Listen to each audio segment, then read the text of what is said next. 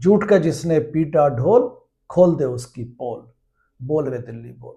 उन्होंने कहा कि हम चंदे की पारदर्शिता दिखाएंगे, हम हाई कमांड कल्चर खत्म करेंगे, हम अपने पे आंतरिक अंकुश रखेंगे, इंटरनल विजिलेंस, भ्रष्टाचार मिटाने के लिए। उसके बाद एक पार्टी बनी, लेकिन जल्दी ही, और इस पार्टी में मैंने काफी काम किया 2-3 साल, लेकिन जब ये भटकने लगे, इनकी बेईमानी मुझे शुरू से दिखने लग गई। तो जब हम पीक पे थे सत्ता की, क्योंकि 2015 में, याद होगा आपको, फरवरी 2015 में दिल्ली में आम आदमी पार्टी को सत्ता मिली। Gangster in this is no one else than the corrupt Arvind Kejriwal. Jai Hind everyone, Arpita Chaudhary this side from Sarv Seva News, and today we are with such an stunning personality, Dr. Munish Raizada. Namaskar sir. नमस्ते Arpita. So basically he is president of BLP, Bharatiya Liberal Party. So sir, would you like to tell me something about BLP? Right, तो BLP भारतीय liberal party 2019 में बनाई गई थी। रमेश गुप्ता जी इनके founder president थे। उन्होंने वो एक एनआरआई हैं और डैलस टेक्सास से वापस आए। उनमें एक देश बदलने की भावना थी, तो इसलिए उन्होंने ये बनाया। अनलकीली कुछ ज़्यादा काम नहीं हो पाया अगले 5 सालों। तो 2024 के अप्रैल में मैं प्रेसिडेंट इलेक्ट हुआ भारतीय लिबरल पार्टी का, और उसके बाद से हम लगातार ज़मीनी स्तर पर जनता के बीच में काम कर रहे हैं। दिल्ली में हम लोग जो आगामी चुनाव हैं 2025 के, जो अभी अनाउंस हो जाएंगे थोड़े दिनों में, 2025 के दिल्ली विधानसभा के चुनाव हम लड़ेंगे, और इस करंट वर्तमान निकम्मी भ्रष्ट सरकार को हटाया जाएगा। जनता इसको हटाएगी एवं शुचिता की राजनीति के माध्यम से अच्छा काम करके दिखाएंगे। जैसे कि हम जानते हैं आप कभी आम आदमी पार्टी का हिस्सा हुआ करते थे, you work there as a medical advisor. तो वो क्या एक्सपीरियंस था, क्या मजबूरी थी या क्या रीजन था आपको वो छोड़ के ये करना पड़ा? मेरा संबंध अन्ना आंदोलन से है जी। मैं 2002 में यूएसए चला गया था। पेशे से मैं मेडिकल डॉक्टर हूँ। एमबीबीएस मैंने इंडिया से की थी, लेकिन 2002 में मैं यूएसए चला गया फर्दर मेडिकल ट्रेनिंग के लिए। वहाँ पे मैंने जनरल पीडियाट्रिक्स में long island Jewish hospital New York से मैंने अपनी एमडी पीडियाट्रिक्स किया, जनरल पीडियाट्रिक्स, एवं उसके बाद मैंने super specialisation neonatal perinatal medicine, जिसको आप आम भाषा में कह सकते हैं नियोनेटोलॉजी या न्यूबॉर्न बेबीज के डॉक्टर्स, वो वाली ट्रेनिंग ली। और तब मैं उसके बाद वहीं सेटल हो गया यूएसए में, शिकागो में।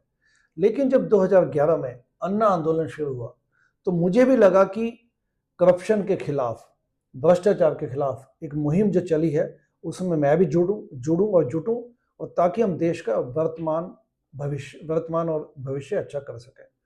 तो अन्ना आंदोलन नेचुरली आगे नहीं बढ़ पाया जब, तो उससे एक आम आदमी पार्टी निकल के आई कुछ स्वार्थी तत्वों ने, क्योंकि आज वो समझ आता है कि वो स्वार्थी थे।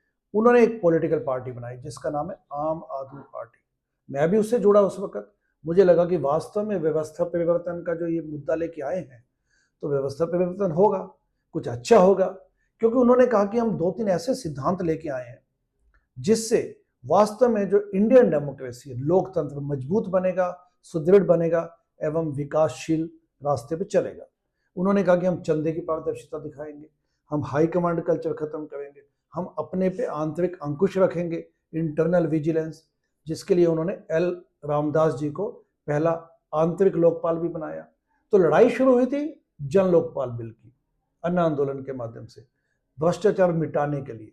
उसके बाद एक पार्टी बनी, लेकिन जल्दी ही, और इस पार्टी में मैंने काफी काम किया 2-3 साल, हर स्तर पे काम किया, जमीनी स्तर पे काम किया, वॉलंटियर एंगेजमेंट सेल के रूप में काम किया, कैंपेन मैनेजर बना, पूरे इंडिया में कई जगह पे मैंने मीटिंग्स की, बैठकें की, एज ए वॉलंटियर भी काम किया। लेकिन जब ये भटकने लगे, इनकी बेईमानी मुझे शुरू से दिखने लग गई। तो जब हम पीक पे थे सत्ता की, क्योंकि 2015 में, याद होगा आपको, फरवरी 2015 में दिल्ली में आम आदमी पार्टी को सत्ता मिली, मुख्यमंत्री बने। उसके बाद जब मुझे तभी उनकी बेईमानी दिखने लग गई, तो हमने तभी विरोध किया और अलग हो गए। हमने अन्ना जी से फिर संपर्क किया। अन्ना जी से हमने कहा कि ये देखिए चंदा छुपा के बैठ गए। तो अन्ना जी ने कहा ठीक है, आप आंदोलन चलाइए, अपनी पार्टी की जो नीति है उनका विरोध कीजिए। तो हमने चंदा बंद सत्याग्रह चलाया। तो एनीवे मैंने क्विट किया जो आपके प्रश्न का जवाब है कि मैंने इनकी बेईमानी और आंतरिक जो इनकी बेईमानी थी और झूठपना था उसको देखते मैंने क्विट कर दिया, क्योंकि हम लोग सिद्धांतों के लिए आए थे। हम लोग वास्तव में, मैंने अपने आप को ये कहा, मैंने अरविंद को भी ये कहा, मैंने कहा कि हमारे पेट भरे हुए हैं, हम लोग यहाँ पे एज यूजुअल पॉलिटिक्स करने नहीं आए, हम वास्तव में एक सैद्धांतिक तौर पे राजनीतिक शक्ल बदलने आए। जो व्यवस्था परिवर्तन लेके आने हैं उसके लिए हम अड़े गए। संपूर्ण क्रांति की बातें की जाती थी तब, जो कि बड़ा एक लॉफ्टी आइडियलिज्म है, जयप्रकाश नारायण, लोकनायक जयप्रकाश द्वारा दिया गया। तो हम उस बड़े ध्येय के साथ आए हैं, न कि हम छोटी मोटी गिटपिट राजनीति में घुसे। Who influenced you most? I've been vastly influenced by Mahatma Gandhi, Okay. Nelson Mandela and Martin Luther King, because they stood for injustice, they fought for the rights of the oppressed, and their politics is very relevant in the current times. देखिए, transparency web series, इसका पूरा नाम है transparency पारदर्शिता web series, essentially एक docu drama है। मैंने 2011 से लेके 2018 तक जैसा मेरा सफर आगे बढ़ता गया, तो मुझे लगा कि एक बड़ा इंपॉर्टेंट अपने भारतीय इतिहास में एक बड़ा इंपॉर्टेंट चैप्टर था अन्ना आंदोलन, एवं उसके बाद आम आदमी पार्टी का बनना, और इस प्रकार से जिस प्रकार से इसमें म्यूटेशंस आ रही हैं, बदलाव आ रहा है। और मैं क्योंकि एज ए इनसाइडर, मुझे हमेशा ये बात कचोटती थी कि ये सब जो काफ़ी अंदर की बातें हैं वो जनता तक कैसे पहुँचे, उसको हिस्टोरिकली हम डॉक्यूमेंट कैसे करें, क्योंकि जैसे मैंने कहा कि बड़ा इंपॉर्टेंट मुझे लगा कि बड़ा महत्वपूर्ण एक विषय था। ये सोच के 2019 में मैंने एक वेब सीरीज को डायरेक्ट किया, प्रोड्यूस किया, और ये ट्रांसपेरेंसी पारदर्शिता 7 एपिसोड्स का एक डॉक्यू ड्रामा है। बड़े इसमें ये यूट्यूब पे इस वक्त फ्रीली अवेलेबल है। मैं आपके दर्शकों से कहना भी चाहूँगा कि रिक्वेस्ट करूँगा इसको देखें। ट्रांसपेरेंसी पारदर्शिता बेसिकली एक व्यक्ति की कहानी है जो उस एक गैंगस्टर जो होता है वो चंदा छुपा लेता है, और उस चंदे की तलाश में वो व्यक्ति निकलता है। So it's not just a web series, it's more of A drama in terms of documentation. तो और उसमें फिर अंदर की कहानियाँ, जो अनकही कहानियाँ हैं अन्ना आंदोलन की, जो किरदार हैं इसमें वो सच्चे किरदार, मतलब वो रियल किरदार हैं इसमें। स्वामी अग्निवेश के जैसे आप देखेंगे, जो अन्ना आंदोलन के बारे में उन्होंने जो बताया बातें, वो आपको कहीं नहीं मिलेंगी मीडिया में। तो इसमें सभी किरदार हैं, रियल कैरेक्टर्स थे, और ये एक स्टोरी इसमें बुनी जाती है। और इसमें 2 गाने भी हैं बड़े इंटरेस्टिंग। एक तो है कितना चंदा जेब में आया, कितना बांटा कितना खाया, तो ये उदित नारायण जी की आवाज़ में है, और कैलाश खेर की आवाज़ में बोल रे दिल्ली बोल, which is a commentary on the state of affairs in Delhi state. बोल रे दिल्ली बोल, झूठ बोल के छली गई तू मली गई तू, झूठ का जिसने पीटा ढोल, खोल दे उसकी पोल, बोल रे दिल्ली बोल। तो आपके दर्शकों को मुझे पूरी आशा है कि बड़ा पसंद आएगा। Who is gangster according to you? Gangster in this is no one else than the corrupt Arvind Kejriwal. Okay. So अगर आप सत्ता में आते हैं तो आप अरविंद केजरीवाल से क्या अलग करेंगे, और क्या आश्वासन आप जनता को देना चाहेंगे कि वो आपके साथ जुड़े? देखिए, अरविंद केजरीवाल से तो कोई तुलना करने की आवश्यकता ही नहीं है। अरविंद केजरीवाल ने जो व्यवस्था परिवर्तन के नाम पे एक नाटक रचा, झूठ और प्रपंच किया, एंड जिस प्रकार से उन्होंने अराजकता फैलाई भारतीय राजनीतिक इतिहास में, वो उसका कोई दूसरा आपको एग्जाम्पल नहीं मिलेगा। आने वाले समय में 150 सालों में आप देखेंगे कि अरविंद केजरीवाल भारतीय राजनीतिक इतिहास में जस्ट एक काले धब्बे के रूप में दिखेगा आपको। और मैं ये इस बात को इसलिए अच्छे से जानता हूँ क्योंकि अन्ना आंदोलन का मैं एक सिपाही था। अन्ना आंदोलन को, आम आदमी पार्टी को जितना नज़दीकी से मैंने देखा है वो कोई नहीं, किसी ने शायद देखा हो। और उसके बाद लगातार मैंने इस पर विजिलेंस बनाए रखी। मैंने आम आदमी पार्टी के जो सिद्धांतों से भटकने का जो इनका चैप्टर शुरू हुआ, उसको मैंने वहाँ, I never lost the site of that, मैंने उसको कभी खोने नहीं दिया अपने आप को। मैंने लगातार, I am the only person, Anna आंदोलन से लेके आम आदमी पार्टी के जो लोग जुड़े थे, मैं एक ऐसा व्यक्ति, मैं I am not praising my self here, मैं एक ऐसा व्यक्ति हूँ जिसने लगातार उस पर निगाह बनाए रखी और चीज़ों को देखा, अध्ययन किया, उसके बाद लगातार उन पर विजिलेंस बनाए रखने के अलावा मैंने उस पर विरोध भी किया एंड कंसिस्टेंट 14 साल होने वाले हैं। अभी 14 ईयर्स अन्ना आंदोलन के हो जाएंगे अप्रैल 2025 में। 14 साल से अन्ना आंदोलन का जो संकल्प था, जो ध्येय था, जो मिशन था, वो वनवास में खड़ा है, वनवास में, ठीक है।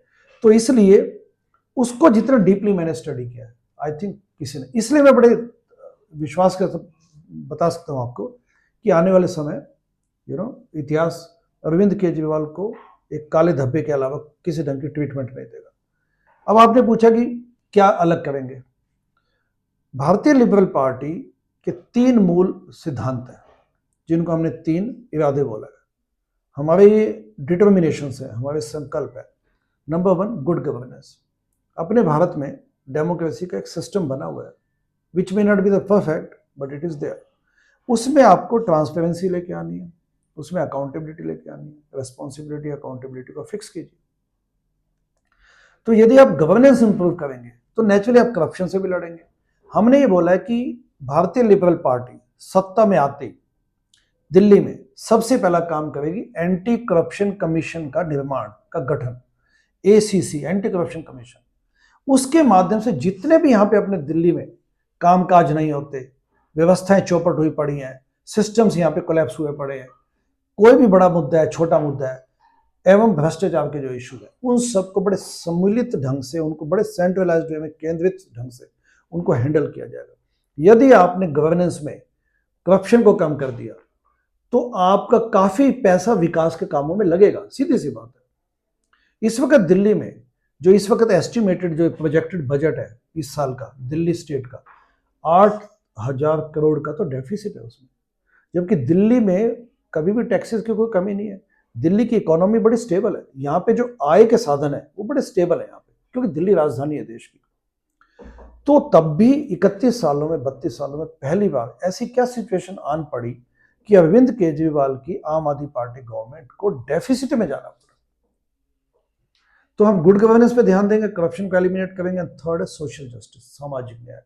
जो वंचित वर्ग है, जो हाशिए पे खड़ा है, जो लाइन में सबसे पीछे खड़ा है, उसकी चिंताएं करना किसी भी संवेदनशील सरकार का पहला कर्तव्य है, वो हम करके दिखाएंगे। तो यदि MLA, आपका चुना हुआ प्रतिनिधि, ईमानदार हो तो वो बड़े आराम से, ईमानदारी से प्राइवेट सेक्टर को इन्वॉल्व करके ड्यू प्लेसमेंट दिलवा सकता है। ड्यू प्लेसमेंट, मान लीजिए कंपनी कहती है कि नहीं, मैं 10 युवा आपके ले तो लूंगा या ले तो लूंगी, लेकिन उनमें स्किल नहीं है, तो हम उनके साथ मिलकर काम करेंगे।